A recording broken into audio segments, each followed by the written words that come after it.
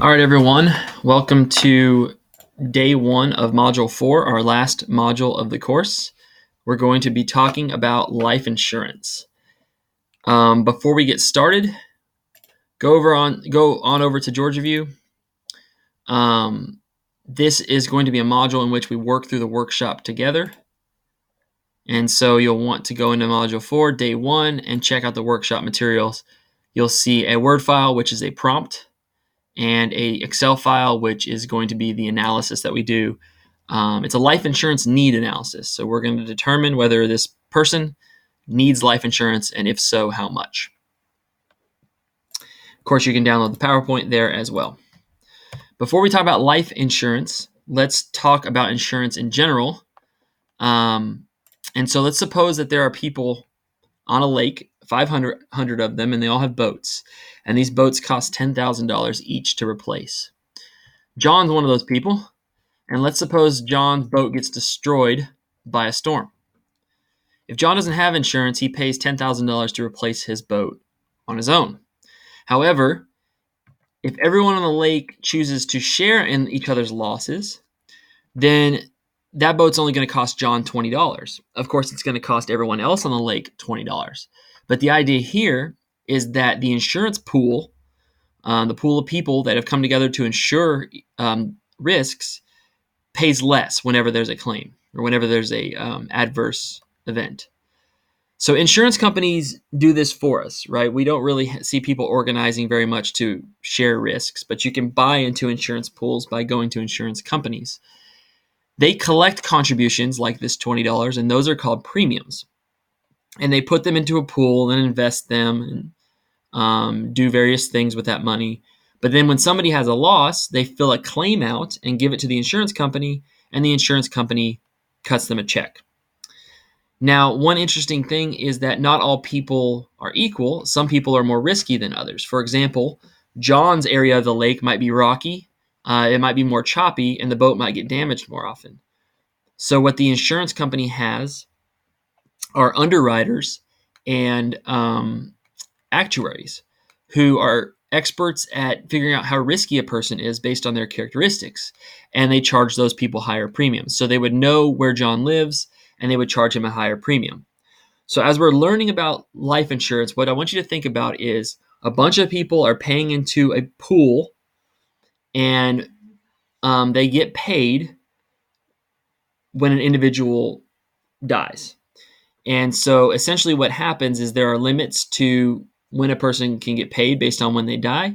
And so the insurance company is hoping that you pay in a bunch of premiums and you don't die until your term is up.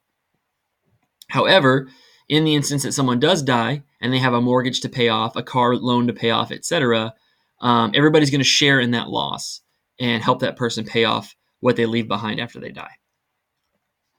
So let's see how much you already know about insurance or life insurance. What does life insurance insure? If you buy a life insurance policy, what does it insure? And secondly, do you know the difference between the policies, specifically term and whole life being the most popular?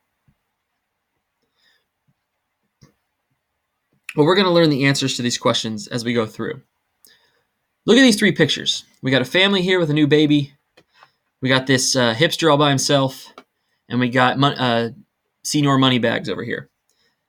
If you had to pick which person needed life insurance, who would you pick? Well, it's the family. Life insurance is for people who have dependents, who have people who depend on their income, so that if they were to die, those individuals they leave behind would have financial stress. So if you're super rich, you don't necessarily need that because you probably have a huge estate that would help pay for whatever your loved ones need when you leave. And if you have no dependents at all and you just live by yourself, well, then you have nobody who depends on your income besides yourself. However, generally young families or young people with dependents, like live-in parents, have a cause for purchasing life insurance because somebody besides themselves depends on their income. So life insurance, not protection for you, but protection for your loved ones. So what could they possibly need after you die? Well, they depend on your income. Your funeral expenses and doctor bills have to be paid. You might have been saving for your child's college tuition. And if you die, then you're no longer making that income and are no longer able to pay to that account. So you might just go ahead and insure the risk and pay for the entire college tuition out of your policy. You might have some debt that you need liquidated, so it doesn't fall completely on your spouse or another co-signer. So where do we begin? Well, the first thing we have to do is figure out whether or not we have need for life insurance. We're going to do these two things simultaneously in the first part of the lecture. It's kind of backwards. We're going to figure out how much life insurance you need, and if that is 0 or negative, then you don't need it. But if it's positive, then you need life insurance. The second part of the lecture, we're going to talk about the different types of policies you can buy once you find out you need life insurance. Okay, so I want you to break out your workshop materials. If you look at your worksheet here, you'll see life insurance needs analysis starts out with tracing out all of the potential financial needs your loved ones might have after you die. For example, they have living expenses that you're covering with your income. You might be saving for your spouse or child's education fund or currently paying their tuition. Your funeral expenses. You might have a mortgage or other types of loans you're making payments on. Or you might want to leave a slush fund behind for them to use just as your assets are being liquidated to get them by. These are your needs, total. Then the step 2 is finding out how much resources you already have available.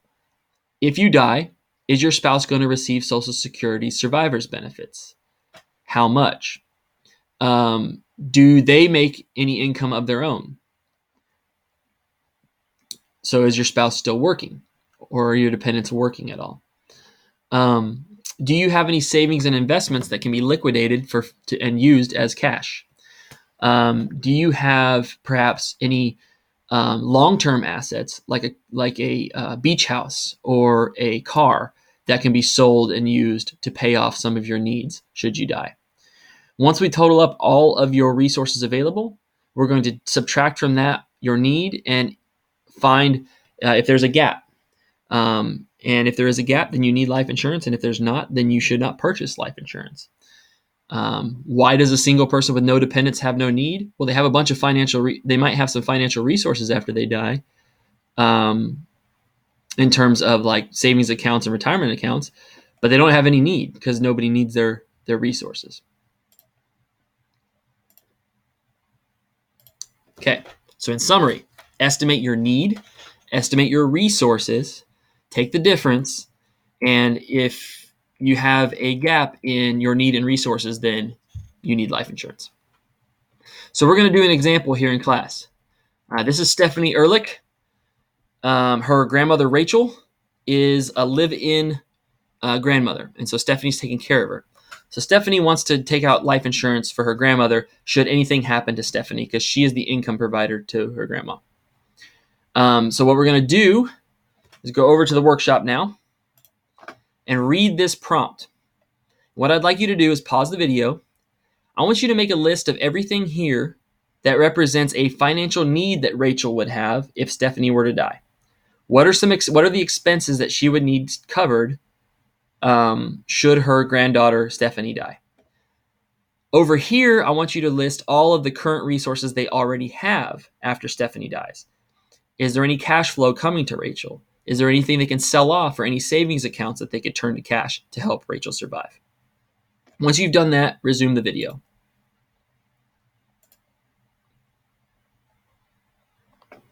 Okay, so now we are going to move into filling out the workshop. So Stephanie's life insurance need analysis. You've already broken out all of her financial needs. Now we're going to put them in different places. The worksheet starts out by separating into periods the financial need. So these periods are separated by changes, large-scale changes in need. And so what you'll notice in this prompt is Stephanie's grandmother goes from living independently to living in a nursing home. That represents 2 distinct periods that she would need to cover needs for. I didn't provide you a third one, but should you fill this out for yourself, you would need to think about the different periods of your life after you were gone. For example, period 1, kids still in school. Period 2, kids in college. Period 3, spouse living alone, kids financially independent, right? Something like that.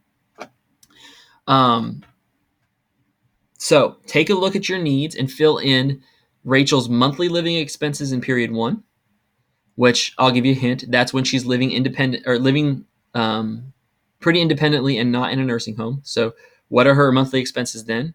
Convert them to annual. And then what would be her monthly expenses during the nursing home?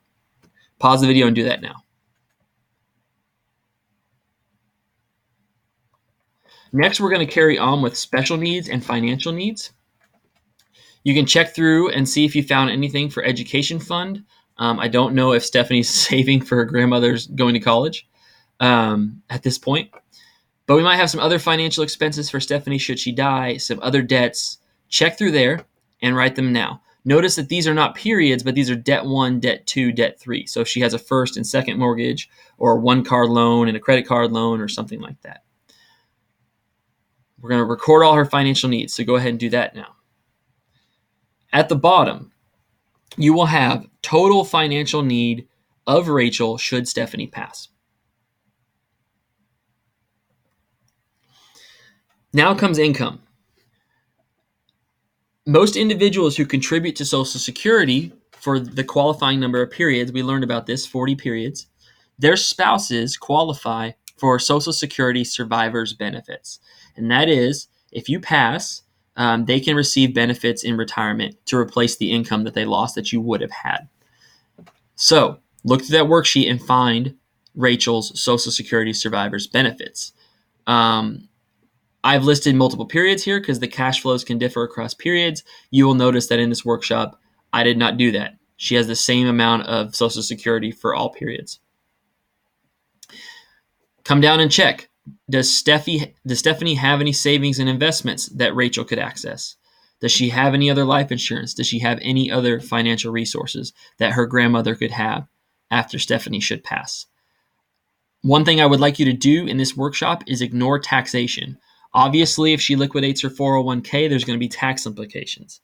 Ignore those. Just take the earnings at face, or the cash at face value. Other resources I want you to think about: does she have any long-term assets that she could sell off? Once we've done those two things, it's simply a matter of taking the difference and figuring out life insurance need. Your question on the second question on the workshop is, well, does Rachel have any life insurance need, and if so, how much?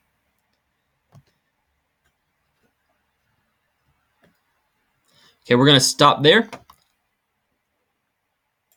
and we'll come back for part 2 in a minute.